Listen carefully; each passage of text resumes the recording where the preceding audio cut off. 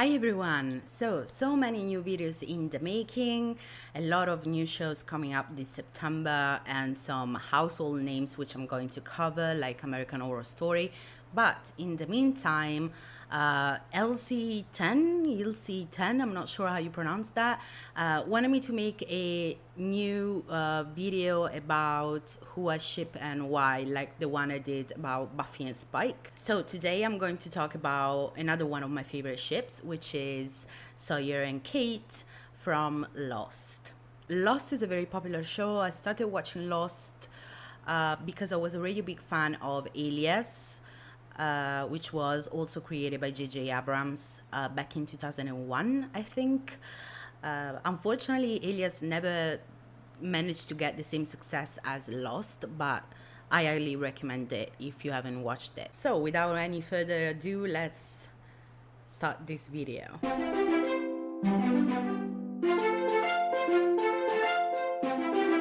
One of the first reasons as to why I liked Sawyer and Kate is that they have very similar characteristics which immediately drew them together. Off the island, they were both criminals, so you get this sort of Bonnie and Clyde vibe since the very beginning, which is quite different from the whole dynamics between Jack and Kate instead, which, you know, obviously I feel like are complete opposites. I want to come. Sorry, we're out of guns. And no one goes out there unarmed. How much ammo you got? 100 rounds, give or take? All nines, right? 9mm, guns? Yeah. Why? Because if the lady wants to come...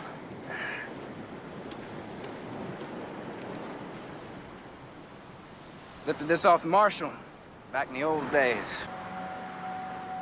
And hell, 5 guns are better than 4.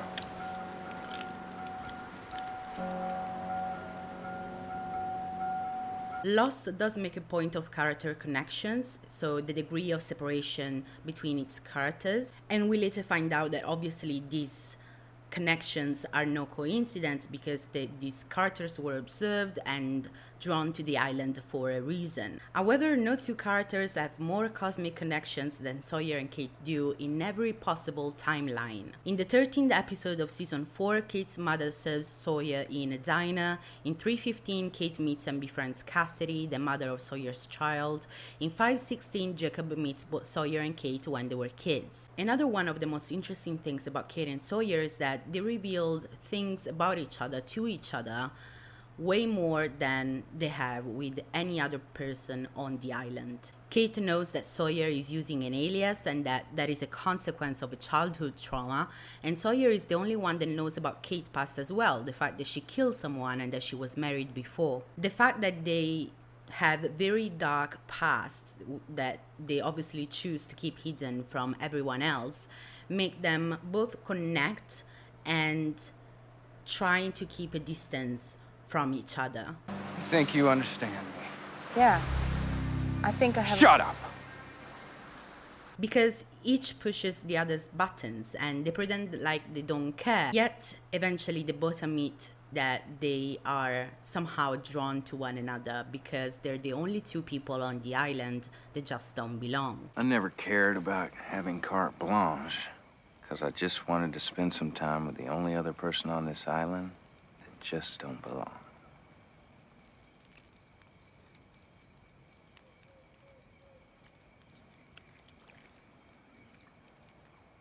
This unspoken understanding that they have is exactly one of the reasons why I always thought that Jack and Kate didn't work instead. They don't fit to me exactly because they're too different and they are too incapable of truly understanding one another. Especially Jack is way too well adjusted for someone like Kate. I'm not saying that Jack doesn't have issues, he obviously does, but it doesn't have the emotional complexity derived from past traumas and hard decisions which Kate and Sawyer instead have. The same goes for Sawyer and Juliet. Damon Lindelof and Carlton Cuse, the showrunners for Lost, have compared Sawyer and Juliet's relationship to living in a fantasy world. And that to me is because both Juliet and Jack represent the idealistic partners of Sawyer and Kate, the ones which they would hope to be with, because that would mean that they are different from whom they truly are. My opinion is that at the end, Kate runs to, keyword here running, towards Jack, and Sawyer cons, keyword here cons, himself into a new identity of Jim LaFleur in order to be with Juliet, but is not the real James Ford. You run, I con. Tiger don't change her stripes. Evangeline Lilly echoed this sentiment in the DVD commentary for season 3 when she said that the island represents who Kate truly is in her heart, and the flashbacks when she's playing a housewife and married to Jack represent who she wishes she was. Evangeline Lilly made this statement specifically about season 3 and the choice that she makes in season 3. Sawyer. And about this point, I remember reading a lot of Reddit comments saying that the writers had to literally put Sawyer and Kate in a cage together in order for them to become involved. You hungry?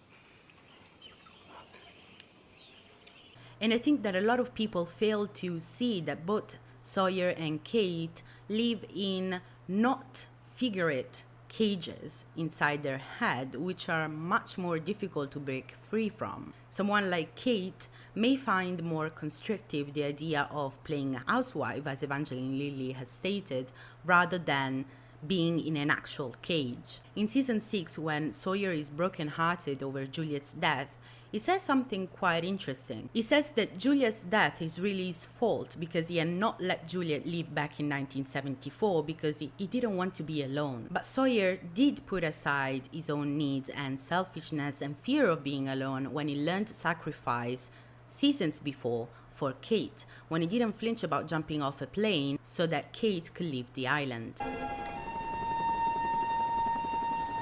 Just do it, Freckles.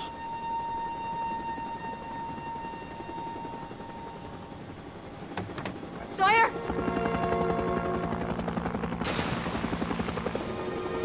Not to mention that after the statement that Sawyer makes about Juliet, the theme song, the Sawyer and Kate theme song, Oceans Apart, created by Giacchino in season 3, starts playing once again. Okay, can you see a pattern here? I like rougher couples, you know, Sawyer and Kate, Buffy and Spike, Cook and Effie, Brooke and Lucas, you name it. I don't find the whole romantic soulmate, you're supposed to be with me kind of shtick enticing. I like complex character, the torment, the sex, the hardness, the growth, animal chemistry. But it's not just sexual, as I also explain in the Why I Ship Buffy and Spike video. With this sort of couples, I feel like people always think that is all about sex. And for Sawyer and Kate, this is often mistaken with the climax, no pun intended, of their relationship in the cages in season 3. Writer and producer Greg Nations said how did he give the answer about Kate's choice in those specific episodes, specifying that it wasn't just a sexual choice, but an emotional one too. Dave Blockhead was beating on me. And you said, I love you. That was just... Get him to stop, right?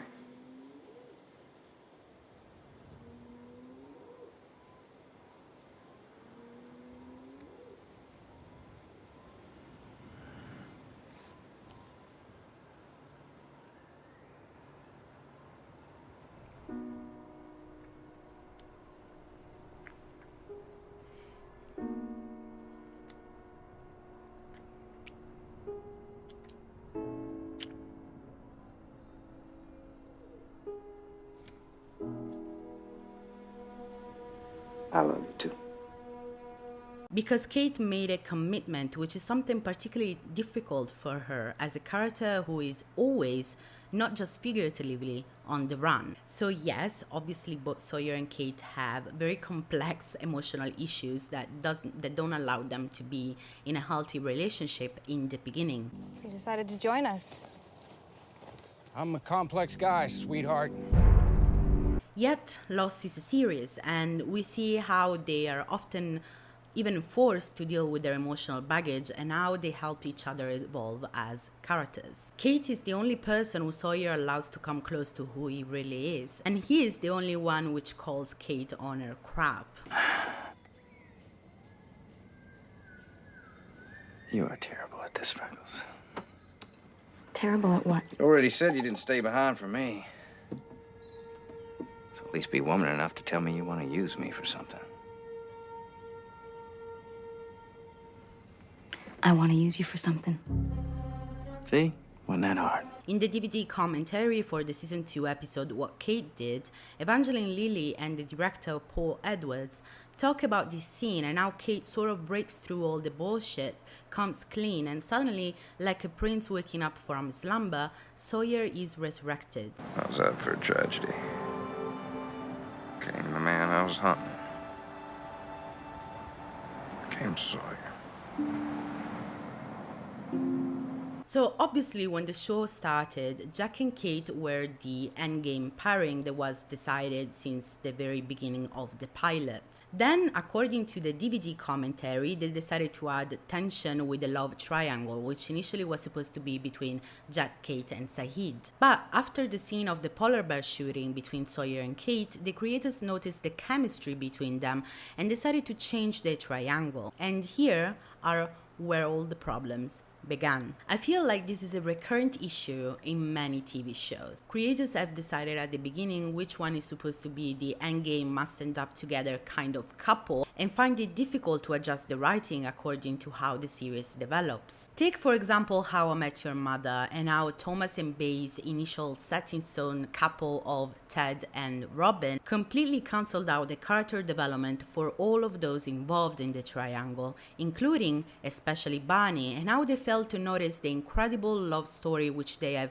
accidentally created between Barney and Robin. The whole point of TV series compared to movies is their inherent possibility for development and growth. Characters and their dynamics can't and shouldn't remain stagnant. Sometimes, because of the circumstances and growth, initial point of views change, just like in life. Instead, because creators got stuck in between their initial idea and how these characters moved, as well as probably the shipping wars which are bound to happen when you use the love triangle as a narration device, Kate's character remains stuck in this back and forth indecision, leading to her choice between two men being one of the central mysteries of the show. Hey! What's going on here? This was completely detrimental not just to the show itself, but to Kate as a character, which went from possibly being the central character of the show, because, side note, not many people know this, but Kate was supposed to be the central character, not Jack, at the beginning, moving into badass woman, and very quickly then moving into whiny woman who can't decide between two men. Don't make this about me, Kate. You didn't want a baby any more than I did. You're just looking for some excuse to split, and now you got one. Well, that's all right, Freckles. I ain't gonna hold it against you. I'm just gonna sit right here in my comfy bed. Because in about a week, you'll find some reason to get pissed at Jack and bounce right back to me. Suddenly, everything that included Kate was mostly about the triangle and how the latter could generate conflict and the antagonism between Jack and Sawyer. Hence, pretty much every fan disliking Kate. At least when it was airing, I remember this was the popular consensus. I think that later the creators did try to correct this situation by giving Kate her motherhood arc, which was just awful in my opinion. The 5th and 6th seasons are completely inconsistent when it comes to romance. Apart from Lafleur episode, the 8th episode of the 5th season, Sawyer and Juliet didn't have any solid portrayal or rather build up as a couple, with Sawyer never asking Juliet to marry him despite living for 3 years in a hippy-dippy community. Kate and Sawyer share intense looks. He fondles the dress which she wore in the cages back in season 3. I mean, everything is incredibly confusing.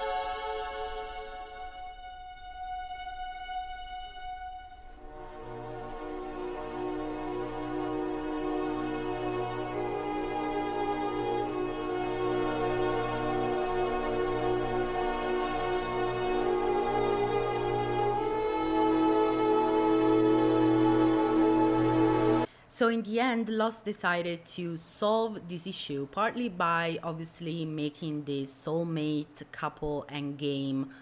They were being relieved, I think, that people bought into the Sawyer and Juliet couple very quickly, but partly by not solving it at all. Because despite in the end episode, Kate is seen with Jack in the afterlife or purgatory or limbo or whatever the hell you think that is, she escapes the island with Sawyer, meaning they possibly had a full life together while Jack was dead.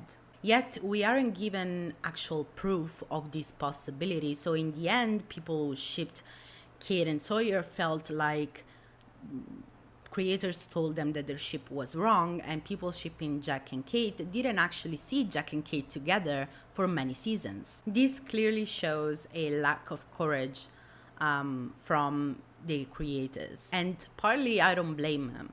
I mean, fans, especially shippers, can be quite scary. But a show who resolved his love triangle quite well was Dawson's Creek. Now, you may scoff at this because Dawson's Creek is a very different show than Lost is, but it's interesting that a teen show in the 90s managed to solve this never-ending triangle conflict better than a brilliant show like Lost, because the central idea at the core of Dawson's Creek is that Dawson owned Joy. They told us continuously and very literally that Dawson and Joy belonged together. They were soulmates. Then, just to shake things up a little bit, they introduced the love triangle with Pacey. And I think they were surprised that many people actually loved Pacey and Joy together. Suddenly, there was a possibility that Joy didn't belong to Dawson. And I think that the reason why many people liked Pacey, me included, is that for the first time, Joy actually had agency. So at that point in time, Dawson's Creek creators found themselves in, I think, pretty much in the same situation that the Lost ones did. They introduced a triangle just to create conflict and tension, but then they realized that many people actually liked the newfound couple together. They themselves could see the chemistry as highlighted in many interviews between the showrunners and writers of Lost, and they didn't know what to do. Obviously, Dawson's Creek kept using the triangle until the very end to keep viewers on edge, have the whole who will she choose kind of thing, but eventually solved it by keeping the childhood, innocent, even cosmic love between Dawson and Joy intact, while at the same time recognizing the importance and realness of the love between Joy and Pacey. When you put the two together, you can see how much better a show like Dawson's Creek handled this situation than Lost ever did. If we take back what Greg Nations said about season 3, he did mention how Kate made her choice to be with Sawyer, but then they saw all the other shippers, the Jack and Kate shippers, who were upset about this and decided to keep the triangle going. Then eventually they introduced Juliet. They tried to put Jack and Juliet together to have Sawyer and Kate, but the majority of people didn't buy that. There was no chemistry between them. They were like, okay, you know what, then let's try with Sawyer. They tried with Sawyer, and then eventually the triangle became a quadrangle. I mean, what is this, a soap opera or Lost? Eventually, yes. I'm still a little bit upset that Sawyer and Kate didn't end up together, but at this point, I mean, I'm pretty used to it. Not all my favorite couples ever do, because I tend to dislike the couples who, oh wow, I just looked at you in the eyes for 2 seconds and I instantly fell in love with you. I don't think that's how love works. And I don't believe in the whole opposite attract kind of thing. I do think that, especially for very complex emotional people like Sawyer and Kate were supposed to be, specifically Kate had the potential to be, at least at the beginning, you need to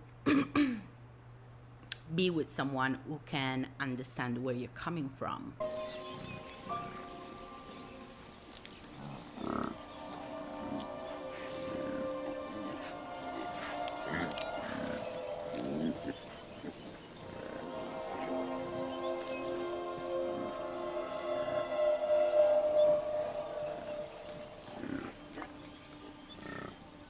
It's just a bore.